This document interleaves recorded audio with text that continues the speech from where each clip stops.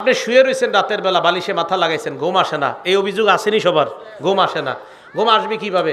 রাত 7টার পরে মোবাইল আর চালায়েন না। ঘুম যদি কালকে থেকে না আসে আমারে জানায়েন।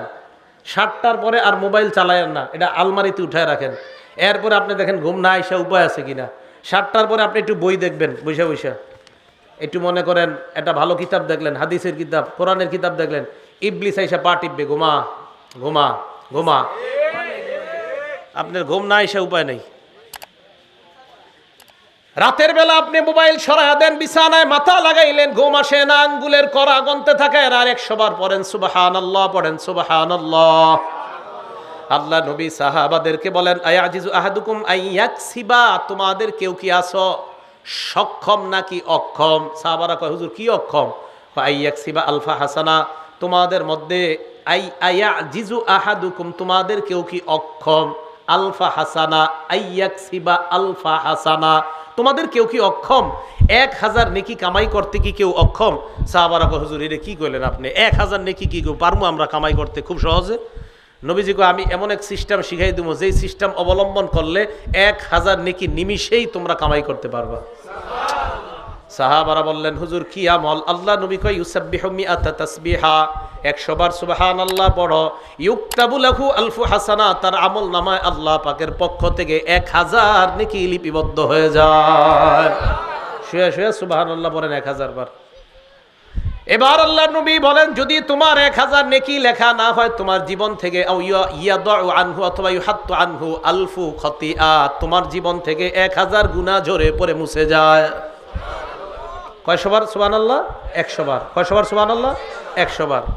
এবার আরেকটা, যদি দেখেন 100 বার পড়ার পরে ঘুমায় না, এখন আরেকটা বলবেন, বলেন সুবহানাল্লাহি ওয়া বিহামদি, বলেন সুবহানাল্লাহি 100 বার। এটাও কয়বার?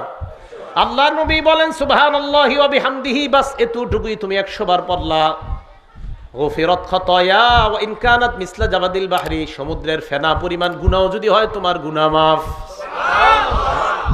তোমার গুনাহ তাহলে আপনার সমস্যা কোথায়? গুনাহ মাফ করাইবেন। বাস এবার রাতের বেলা কিছু গুনাহ হয়ে গেছে, কালকে গতকালকে মনে করেন, গুনাহ হওয়ার পর এশার নামাজ পড়ে আপনি মনটা খারাপ, আর এই গুনাহগুলা করলাম, এখন বাস এশার নামাজের পরেও 2-1টা গুনাহ হয়ে গেছে, রাত্রে ঘুমায় রইছেন, এই তাসবিহগুলা পড়ছেন, পইরা টইরা ফজরের সময় উঠছেন, উঠার পর এবার আপনি উজু করবেন, উজু করে তো ফজর নামাজ পড়বেন।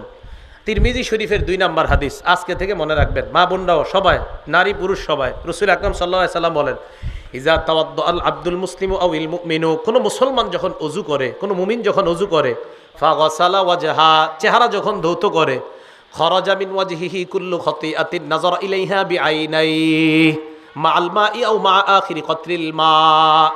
আল্লাহ নবী বলেন, আমার কোন মুসলমান উম্মত, কোন মুমিন উম্মত, উম্মতি, কোন নারী পুরুষ যদি ওযু করে, ওযু করার সময় যখন চেহারা ধৌত করে, চোখ দিয়া যত গুনাহ করছে, ওই চেহারার পানিগুলা ঝরে পড়ার শেষ ফোঁটার সাথে তার চোখের গুনাহগুলা ঝরে পড়ে যায়। তো মন দিয়ে ওযু করবেন। কি দিয়ে ওযু করতে হবে? হ্যাঁ, মন দিয়ে, যে আমার গুনাহ ঝরে পড়বে। ওয়াইদা গসালা ইয়াদাইহা, হাত যখন ধৌত করে, খরাজা মিন ইয়াদাইহি কুল্লু খতিআতিন বাতাসাত হা ইয়াদা, 2 হাত যত গুনাহ করছে পানির শেষ ফোঁটার সাথে সব গুনাহ পড়ে যায়। তাহলে আপনারা এই আমলগুলা মনোযোগ সহকারে করা, খুব মনোযোগ দিয়ে করা।